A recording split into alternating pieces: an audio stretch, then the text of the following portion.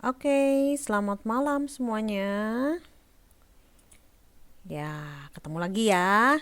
Kita akan coba bahas lanjut ke bahan berikut berkaitan dengan konsumsi dan investasi. Oke, kita akan review dulu. Ya, pertemuan yang lalu kita membahas mengenai fungsi konsumsi dan fungsi tabungan. Oke, teman-teman masih ingat ya bagaimana dengan tabelnya, demikian juga dengan kurvanya. Nah, saat ini kita akan coba lanjutkan berkaitan dengan investasi. Apa sih yang dimaksudkan dengan investasi? Investasi di sini adalah pengeluaran atau pembelanjaan penanaman modal suatu perusahaan untuk membeli barang modal dan perlengkapan produksi untuk menambah kemampuan produksi barang dan jasa dalam masyarakat. Kegiatan investasi ini dapat berupa 1. Pembelian barang modal, ya, kayak mesin, peralatan produksi, ya, untuk jenis industri dan perusahaan. Nah, selain itu juga apa? Pengeluaran masyarakat. Mendirikan rumah, tempat tinggal, bangunan, kantor, ya, pabrik-pabrik. Terus juga untuk persediaan buat perusahaan, ya, bahan mentah, bahan setengah jadi, dan bahan jadi. Nah, ketiga investasi tersebut dinamakan investasi bruto. Nah, bruto sendiri itu adalah nilai investasi total yang belum dikurangi dengan penyusutan barang modal. Nah, kalau investasi bruto sudah dikurangi penyusutan, maka disebut investasi neto. Nah, sekarang kita lihat fungsi investasi ini gimana? Yaitu adalah hubungan antara investasi dengan faktor-faktor yang mempengaruhinya. Oke, apa yang mempengaruhi investasi? Yang pertama adalah pendapatan. Nah, pendapatan di sini adalah faktor yang dominan dalam menentukan tingkat investasi. Nah, pengusaha mempunyai tingkat pendapatan yang tinggi, biasanya terdorong untuk melakukan kegiatan investasi. Nah, selain itu kita lihat fungsinya ya. Di sini I adalah jumlah pengeluaran investasi dalam masyarakat. I ke 0 jumlah pengeluaran investasi pada tingkat pendapatan nasional. Nah, sebesar 0. A di sini adalah MPI, margin propensity to invest. Teman-teman masih ingat ya yang pertemuan lalu kita tahu ada MPS, MPC. Nah, ini sekarang MPI, margin propensity to invest, yaitu hasrat investasi marginal. Perbandingan antara perubahan investasi dengan pendapatan Nah, ini teman-teman harusnya ini apa nih? I. Ya, delta I, investasi. Oke. Nah, sekarang kita lihat. Diketahui persamaan fungsi investasi I sama dengan 40 ditambah 0,05 Y.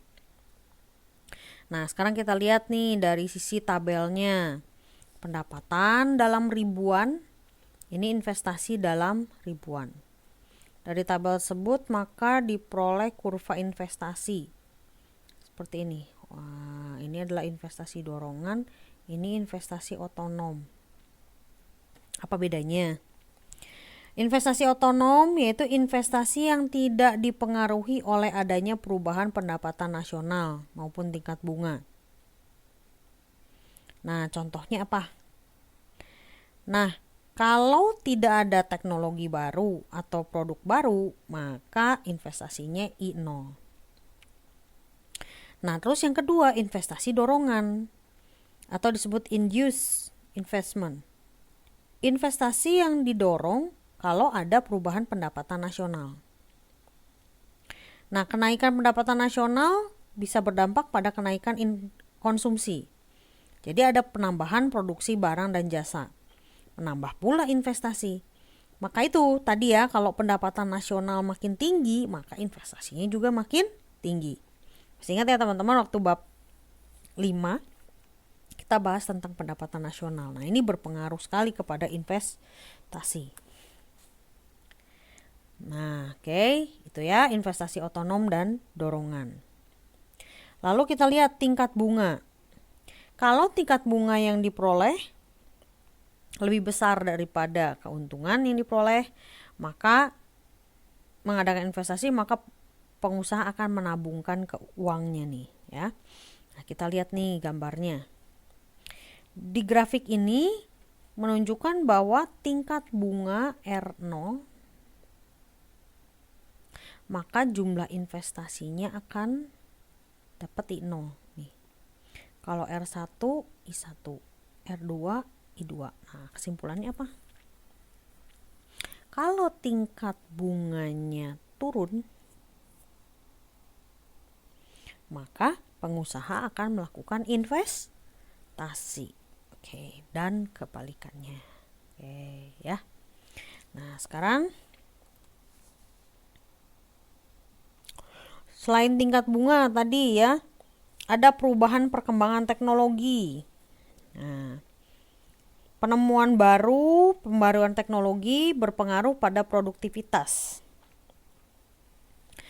Nah, kalau teknologinya makin maju, itu akan mengurangi biaya produksi.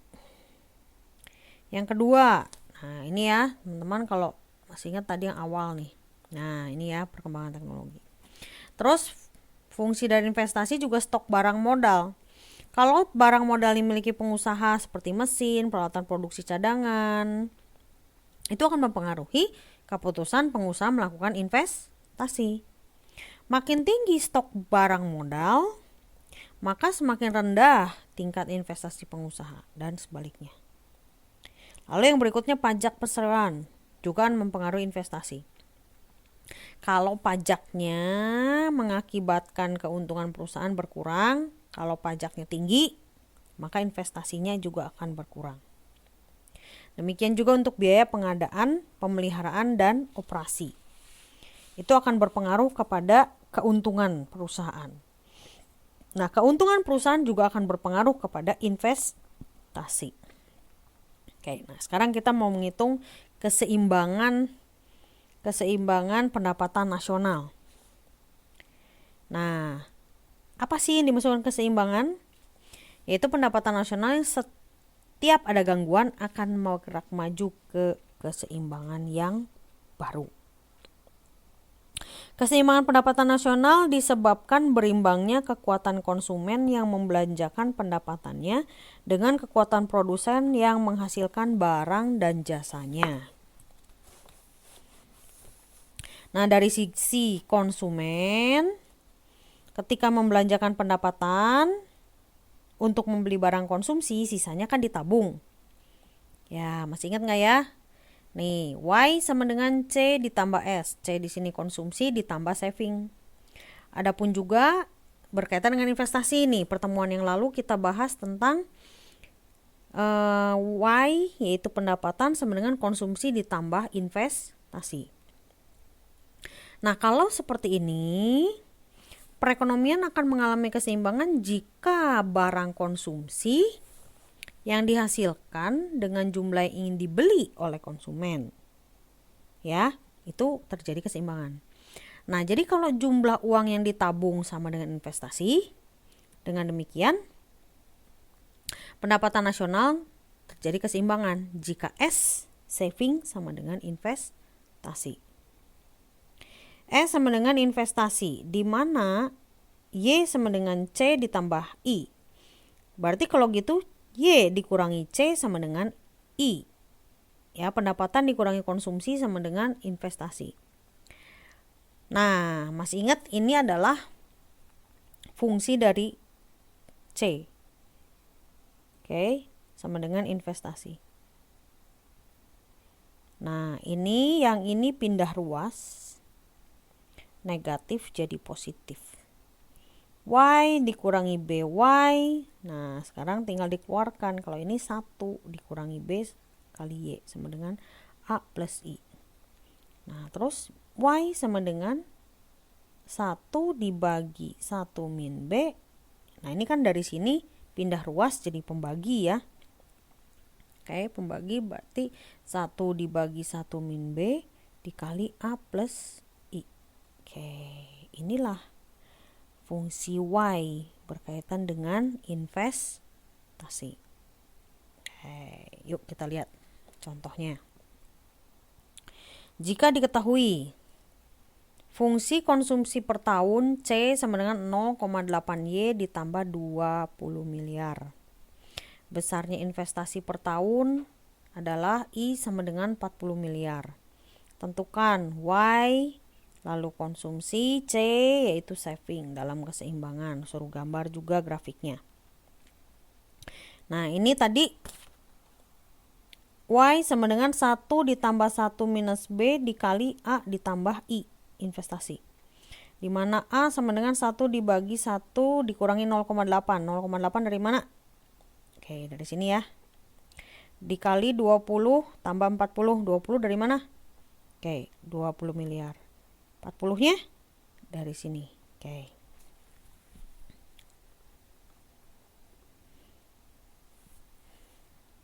Maka diperoleh ini 5 dari mana? Oke, sip. 1 dibagi 1 dikurangi 0,8, 0,2 kan? 1 dibagi 0,2 itu 5. Nah, 20 tambah 40, 60. 5 dikali 60, 300. Maka pendapatan nasional dalam keseimbangan ada 300 miliar. Nah, sudah dapat Y 300, tinggal masukkan ke rumus. 0,8 dikali 300 ditambah 20. 240 ditambah 20, 260 miliar. Lalu untuk mendapatkan sambungannya gimana? Oke, Y dikurangi C. Pendapatan kurangi konsumsi. 300 kurangi 260, 40 miliar. Maka S sama dengan I akhirnya. Betul nggak? 40 miliar. Berarti betul, sudah terbukti. Kalau digambarkan, oke, ini adalah fungsinya konsumsi 60 ditambah 0,8Y. Nah, yang di sini adalah saya di sini 0,20 ditambah 0,8Y. Sini saving minus 20 tambah 0,2Y. Oke, nah ini kalau sudah digambarkan dalam grafik adalah seperti ini. Oke, sampai situ teman-teman, ada yang mau ditanyakan?